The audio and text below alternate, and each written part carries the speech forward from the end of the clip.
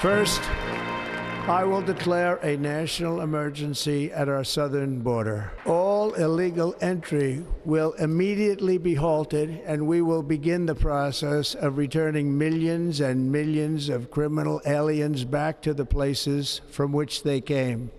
President Donald Trump sworn in today as President of the United States for the second time, and he vowed to crack down on immigration, saying he will declare a national emergency.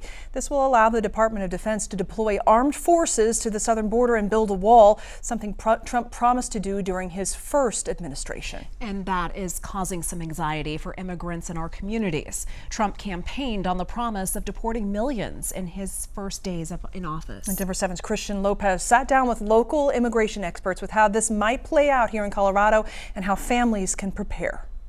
I am thankful for the city and county of Denver, who have been very welcoming to immigrants. Alejandro Flores Munoz, a Denver business owner who came to the U.S. as a child, says for him, watching the inauguration was bittersweet. One, because it's a successful transition of power, and however, I, as an immigrant and a DACA recipient, I am weary of Donald Trump's promises in regards to immigration. Throughout Trump's campaign, he has repeatedly promised one of the first things he'd do in office is tackle immigration problems, including mass deportations, with Colorado being top of list. I am in a way where I'm feeling like I need to be in a defense mode, figuring out how I can empower myself, but at the same time empower our community to make sure that our rights are not being trampled.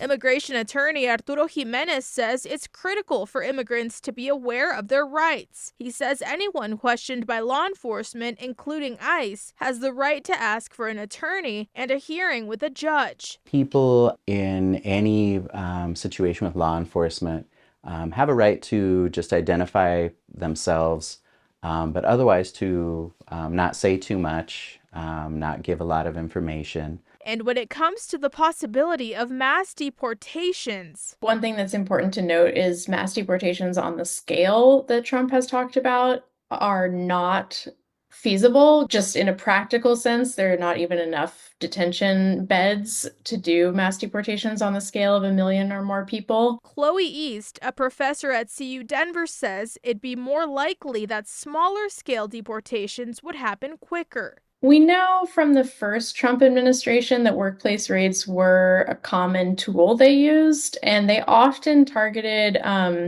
manufacturing companies, including food manufacturing. That was a common target. We can expect a little bit more raids. We can expect more checkpoint stops. I would just say that people shouldn't panic. They should just prepare and be ready. I think lots of people are sort of waiting to see what happens in the next week or so. In Denver, I'm Christian Lopez, Denver 7.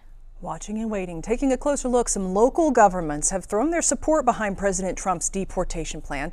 Last month, Castle Rock passed a measure to comply and assist with immigration enforcement. Then last week, Douglas County commissioners passed a similar resolution.